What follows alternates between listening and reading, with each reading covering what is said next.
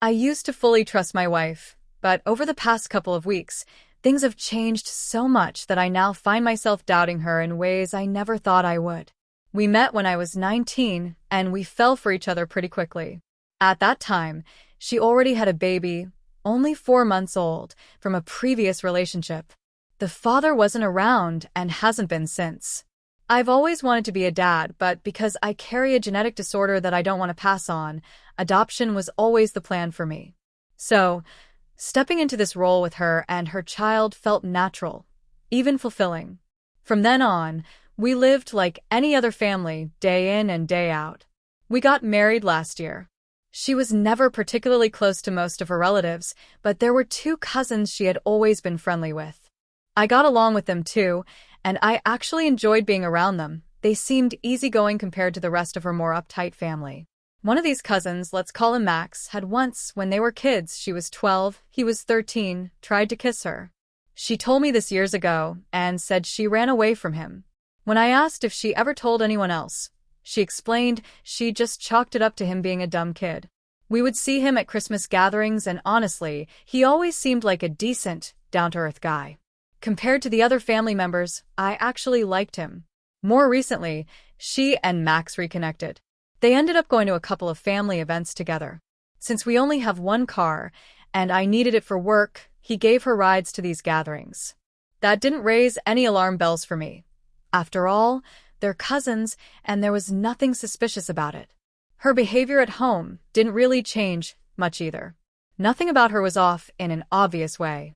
But then one evening while I was watching TV, she brought up something unusual. She mentioned that I had accepted a friend request on Facebook from a woman I work with. Normally, she and I are both pretty relaxed about this kind of thing. She often jokes about attractive men, and I've been open about noticing attractive women. It's never been an issue for us. But this time when she mentioned it, it almost felt like she was on the verge of accusing me of something. That was strange, because she has never reacted like that before. And I couldn't help but remember reading somewhere that cheaters often accuse their partners to deflect from their own guilt. Those family gatherings themselves were genuine, though. Pictures of them were posted on Facebook by multiple relatives, and she would send me some too. They happened twice. Each time, when she came home, she acted distant, almost robotic. Our sex life didn't stop, but she seemed quieter than usual. Still, since she struggles with depression and sometimes becomes emotionally distant anyway, I brushed it off as one of those phases. Then 2 weeks ago, something happened that completely changed everything. She had gone to work, and since I had the day off, I dropped our son off at school, then came home. I logged onto Facebook and saw I had a message from Max. He and I had recently talked about maybe going to see a local baseball game, so I assumed that's what it was about. But when I opened it, I was blindsided. The message said, "I'd like to see you on your knees." At first, I thought it was some bizarre mistake. Then it hit me, my wife was still signed in, and this wasn't meant for me. It was meant for her. My stomach turned. I instantly opened up their chat history and started reading. What I found left me sick. He was constantly hitting on her, making inappropriate comments. And her replies were strange. She would say things like, "But I'm married," or "No, I'm married." But they didn't feel like firm rejections. They felt weak, almost like she was saying no only because she had to, not because she truly wanted to. I was furious, disgusted, and at the same time confused. Nothing in the messages showed they had actually done anything physical yet, but the tone made me feel like she was entertaining it, at least in some way. When she got home that evening, after our son was in bed, I confronted her. The second I mentioned it, she broke down into hysterical tears. She kept insisting she hadn't done anything wrong, that she didn't know how to tell me, and that she was just hoping he would stop on his own. Both she and I have histories of childhood sexual abuse, and we've been through years of therapy. Because of that, we've always been good at talking openly about boundaries and unwanted advances. So part of me wanted to give her the benefit of the doubt, that maybe this really was just him being a creep and her not knowing how to handle it. But at the same time, her not telling me, her acting so normal, made me wonder if there was more to it. I told her I believed her, but also asked if I could message him myself to tell him to back off. Or, if she preferred, she could handle it by telling him I knew and to stop. At first, she said she would talk to him herself. But then she admitted she wasn't sure she wanted to confront him because she was confident the situation would just fizzle out. That infuriated me, though I kept it inside. I told her if she wasn't going to, I would. This is my wife, and if she's being harassed, I'll defend her. If she's not being harassed, then she's cheating. Either way, I wasn't going to sit quietly. So I messaged him. He saw it but didn't reply. Later, she told me I should have let her deal with it, but I stood my ground. There was no way I was going to stay silent. In the end, she admitted I was probably right to call him out. For a little while, things went back to normal. But just a few days later, I came home to find her crying again. When I asked what was wrong, she said it was Max, that I should have let her handle it. She admitted she had messaged him again, and now he wasn't responding to her. Something about the way she said it, the way she looked at me for that brief second, made me feel like she didn't actually see his behavior as harassment at all. Like, maybe she saw it differently than she was telling me. We ended the conversation, agreeing that I had handled things the way most husbands would. But deep down, I can't shake this gnawing feeling that there's more going on than she's letting on, and I may never get the full truth. 2 nights later, I was up late finishing some work and went to bed around 2 a.m. As I walked in, I heard her talking on the phone. She was giggling softly, which struck me as unusual. When I asked her about it, she said she'd been on the phone with her mom, and it was about her kid's birthday. I didn't believe her story, but I decided not to press it. At that point, I figured the best thing I could do is act as though I bought it, so I could keep watching from the shadows while she felt safe enough to slip up. The next day, she was crying again, and this time I reached my limit. For 2 weeks, she had been unstable, up and down, and I couldn't take the confusion anymore. I asked if this was still about Max, and she admitted she'd tried calling him to apologize for the way she handled things, but he still wasn't talking to her. That's when I snapped.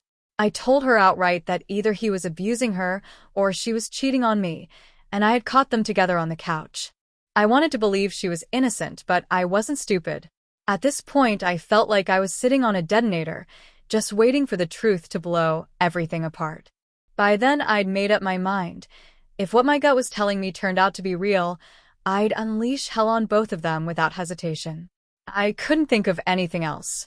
Later, I decided I would apologize for losing my temper and try to have a real talk with her that night. Sundays are usually when our son stays over at my parents' place, so we'd have the house to ourselves. I told myself I'd try to keep calm, hear her side, and maybe figure out when all of this started and what we could do to move forward. At the same time, though, I also knew I wasn't going to just sit there blind. Even though I'm not proud of it, I resolved that I was going to check her stuff. If I found nothing, we'd talk, and maybe I'd even find ways to help her through whatever she was going through. But if I uncovered proof of cheating, especially something involving her cousin, that would be the end of us instantly. I don't believe in counseling when it comes to betrayal, and the thought of incest made me sick. If that's what it was, there would be no coming back. I didn't sleep at all that night. When she woke up in the morning, I made her breakfast. I told her I regretted blowing up and that I wanted us to sit down and talk seriously later that evening. She agreed casually, almost like nothing had even happened, and said she knew she had been acting badly. I reminded her that harassment from a family member would be far harder to cope with than from anyone else, and she just nodded along. At first, I thought maybe I wouldn't snoop. She seemed calm, and I almost felt like my suspicion had been unfair. But so many people had advised me to check that I felt I couldn't ignore it. I went through her emails. What I found made me sick. There was a message titled "Yummy." Inside was a picture of her cousin, with semen on his face. Alongside it were his detailed descriptions of his sexual encounters with random men. They talked about past times they had been together, even referencing a strap-on dildo, with her jokingly calling it "our old friend." As I kept reading, I pieced together that they used to hook up regularly, but things tapered off after we got married. At times she would tell him, "I'm married now," as if that were an excuse, but the way it was written, it sounded like part of his kink, being told he couldn't have her anymore. The whole thing made me sick to my stomach. I realized I've been raising her child, working jobs with less pay and fewer hours just to be home for him, while she's been carrying on with this disgusting secret. That's when the anger set in. I walked outside, called my brother, and asked him to come over and take my gun. I'm not a violent man, never have been, but right then I was trapped in a storm of rage and despair, swinging between wanting to kill him and wanting to end myself. I didn't trust myself to stay rational. I packed a bag and checked into a hotel. I printed the emails and sent copies to myself, so I'd have them later. When I have more time, I'll dig deeper for additional proof. I even bought cigarettes after 4 years of quitting, because the fury inside me wouldn't cool down without something to burn through it. Now I have to go get tested for STDs because from their disgusting exchanges, it was clear part of his thrill was having unprotected sex with men. And since I never used protection with her, I now have months of waiting and biting my nails to see if I've caught something as deadly as HIV. I know his work schedule, since I once worked at the same place. Before checking into the hotel, I even thought about going straight to his wife with all of this evidence in hand. One thing is certain, this marriage is over. There's no forgiveness, no therapy, no second chance. I won't even entertain the thought of accepting an apology. She's getting nothing from me in this divorce. I feel like my entire life for the last 6 years has been wasted. I don't feel like crying. I don't even feel sad. I just have this searing fire of rage inside me that no amount of cigarettes can put out. All I know is I can't be anywhere near her or him. And although I don't want to be violent, right now all I want is to beat the hell out of them both.